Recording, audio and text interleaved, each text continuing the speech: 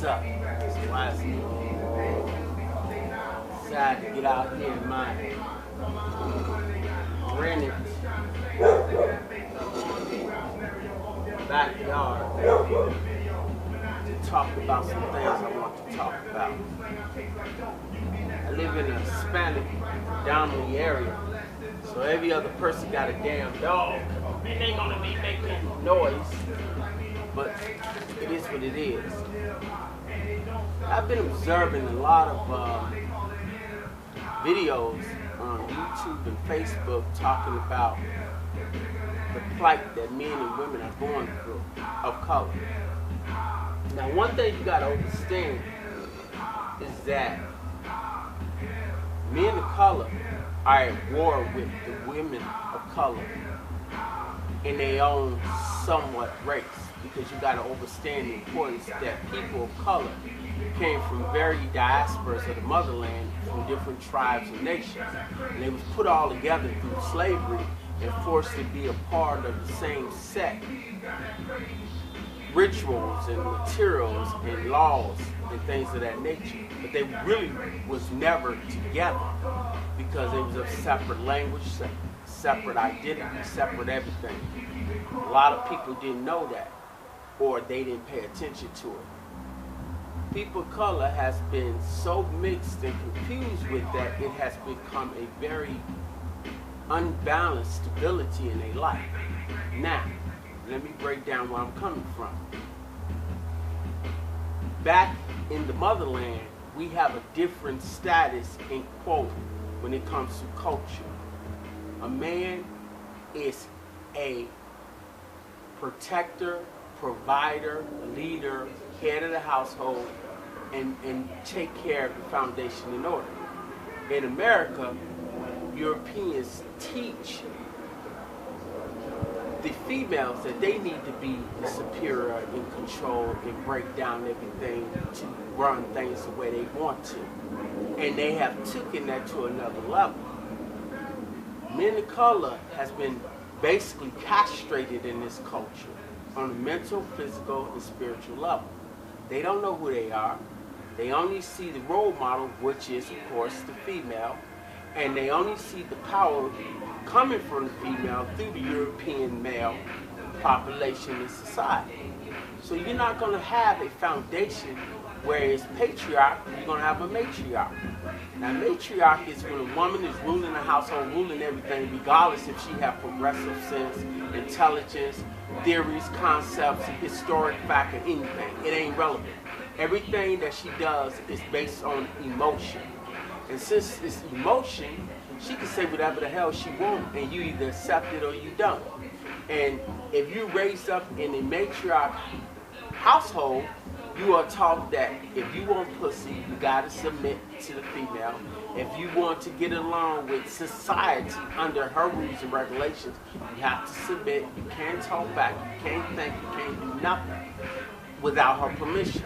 So basically, cut your balls off, cut your dick off, be anything but a man, and that's acceptable. That's what is presented to men of color in America.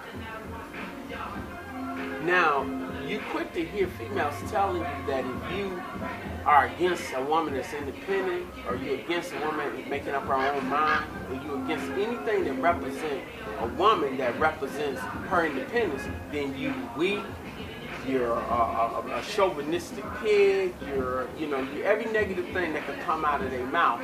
And you have to accept that, because a real man accepts derogatory attacks upon him because she says so.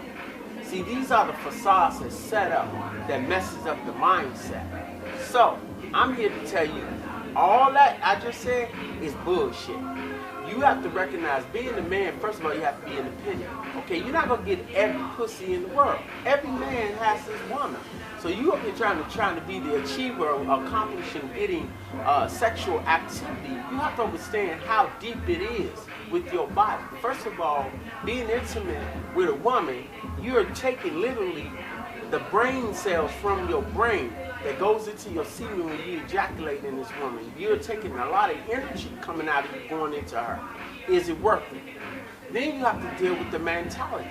If everything from her is need, give me, I want, I have to have, I want these things, and I don't give a fuck what you want, I just give you some pussy, then you already lost. You can't be in the environment that teaches that kind of bullshit. But unfortunately, a lot of brothers are into that. So that's when the word simp come into play. A simp is a person who constantly praises, support, and gives his all to a woman that is undeserving of it. You have three types of opposite sex, meaning female. You have a woman who is supposed to be working with her man, submitting to her man, obeying her man, doing what he do because she follows his culture, his history, everything he's about. She follows. If you put her on her own to follow anything, she would do whatever the fuck she want to do, which is usually not a focused reality. She's into the latest styles, the latest hair wigs, the latest weave, the latest tattoos, the latest how I look, me, take pictures of me, look at me, look how sexy I am, you want me, buy me, do what I say. That's all she about. You can debate all day about that not being true, but reality speaks for itself. So if you got that type of female, then obviously you don't have a mate. You have someone you toying with. You have someone you just wasting your time with. In every culture, the man rules. He runs it. But when it comes to man of color, he has to be pacified, meaning that he has to not agree or support the culture of themselves. He has to submit to her and her ideologies, even if it ain't real. Everything she bases her shit on is off of emotion. But brothers don't want to listen to that. So when you have a brother like me coming out saying that, oh man, you tripping, you're a chauvinistic pig. I'm agreed to being a chauvinistic, not a pig though. I'm a male chauvinistic, I'm a man chauvinistic, I'm a king chauvinistic, because I recognize that everything I have to offer, she learns from, and she mimic me. She's not mimicking me, practicing my culture, following my lead, doing what I'm saying. I'm going to take care of her mentally, physically, spiritually. I'm going to help her achieve the goals she needs, and I'm going to be her backbone. But she's not going to accept that in the society that tell her to do whatever she wants. And in the end, most men you see walking with their pants hanging off their ass, tattooed up, and don't have no culture whatsoever representing who they are. Every other culture has a foundation. The man has a name for a reason that they follow. The man has a foundation that the woman submits to. The man leads the family. The man makes things a reality. But if you sitting around following a female, then you're a simp. You're doing what the woman wants, and you're not achieving the goals of a man. And that's the problem with this society of men of color.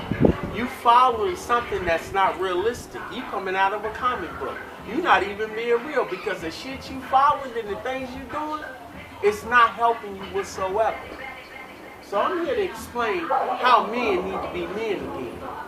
In order to be a man, first of all, you have to know who you are. You have to know your father's father's father. You have to know your history, your culture, your language, and you have to live it. You don't just play games with it. You can't be pussy with it. You can't just chase pussy around just because it's there. What do you do when you get the pussy?